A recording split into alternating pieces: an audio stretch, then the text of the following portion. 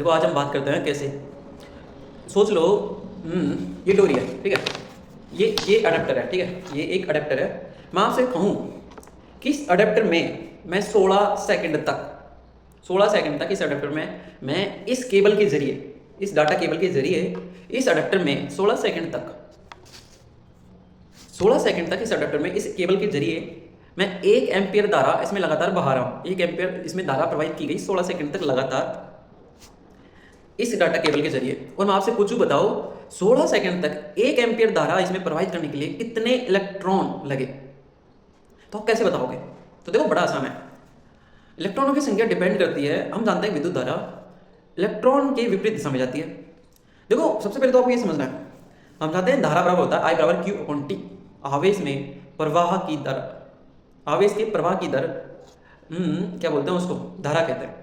यानी 1 सेकंड में कितना आवेश, ऐसे मान लेते हैं अगर T सेकंड में अगर Q आवेश प्रवाह हुआ, आवेश की प्रवाह की दर तो धारा होती है, आवेश धारा एक तरह से आवेश ही है, तो 1 सेकंड में कितना आवेश का प्रवाह हुआ वही धारा होती है।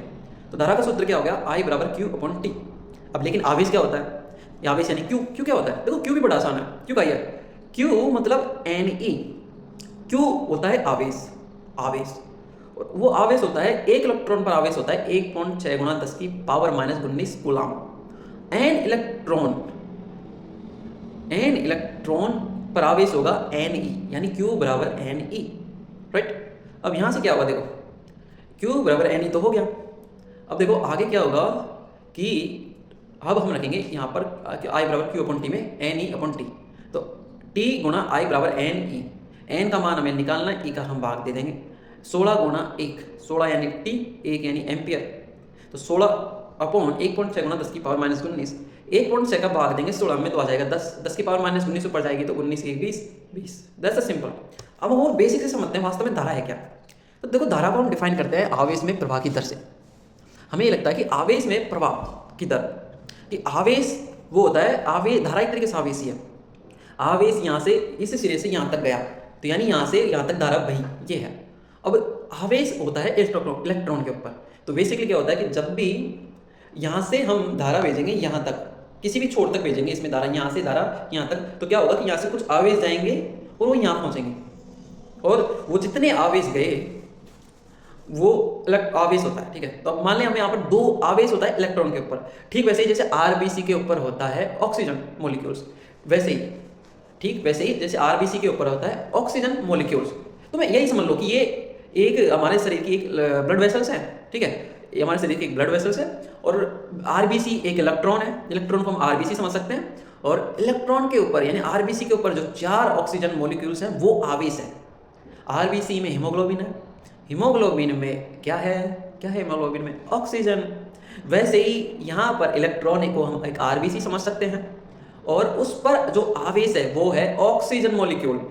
तो मैं अब आपसे पूछूं कि एक आदमी टोटल कितने ऑक्सीजन यूज लिए उसने, तो अगर आपको ये पता हो कि एक जो आरबीसी है उस पर 4 ऑक्सीजन मॉलिक्यूल्स होते हैं, और मैं आपसे पूछ लूँ टोटल बोल दूं कि एक आदमी ने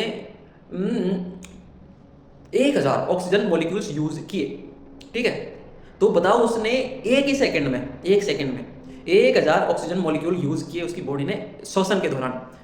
तो बताओ उसने कितने 1 सेकंड में एक जगह से दूसरी जगह तक आरबीसी कितनी संख्या में गई।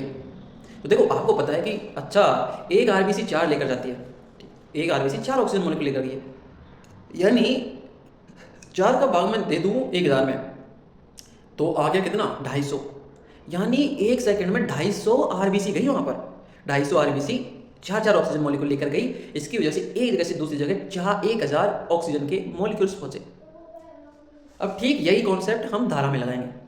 फर्क इतना है कि जो आरबीसी है उसकी जगह हमारा है इलेक्ट्रॉन, और वहां पर जो ऑक्सीजन था 4 ऑक्सीजन मॉलिक्यूल एक आरबीसी पर, वहां पर उस ऑक्सीजन मॉलिक्यूल की जगह है आवेश।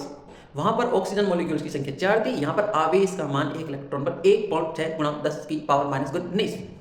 अब मैं आपसे पूछ लूँ कि ये 16 सेकंड में एक जगह से दूसरी जगह 1 एम्पियर या फिर 1 एम्पियर ऑक्सीजन मॉलिक्यूल्स या फिर 1 एम्पियर धारा बही, तो कितने इलेक्ट्रॉन बहे, कितने इलेक्ट्रॉन है?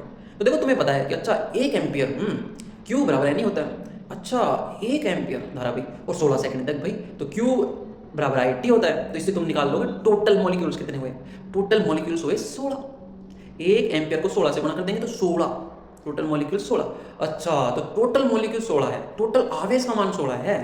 लेकिन मुझे तो पता है कि वो एक आवेश पर एक जो इलेक्ट्रॉन था उस पर आवेश 1.6 गुणा 10 की पावर 19 था, राइट। यानी एक पर अगर 1.6 गुणा 10 की पावर माइनस 19 था, अच्छा, तो उसके बाद में बहुत सारे इलेक्ट्रॉन होंगे। तो टोटल आवेश का मान है 16, तो मैं क्या करूंगा, एक पर कितना मान है 1.6 गुणा 10 की पावर माइनस 19, ठीक है, उसका भाग दे दूंगा मैं 16 में। उससे क्या आ जाएगा, टोटल इलेक्ट्रॉन की संख्या, और वो आएगी 10 की पावर 20।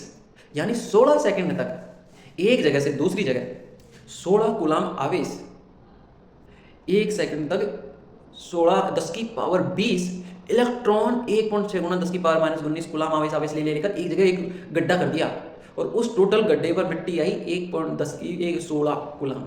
आई होप डेटा आपको समझ में आया होगा कि मैं आपको क्या समझाना चाह रहा हूँ। इनफैक्ट मुझे खुद नहीं पता मैं आपको क्या समझाना चाह रहा हूँ, पर मैंने कुछ तो समझाया। हालांकि मैंने कुछ चीज़ें बेहतरीन तरीके से करनी है, क्योंकि मैं थोड़ी सी मेरे अंदर कमी है, क्योंकि मैं बहुत ज़्यादा गहराई में चला जाता हूँ और चीज़ें मैं फिर वो कहते हैं ना कि इधर उधर चल जाता हूँ, पर that's okay, that's a part of life, we can do nothing.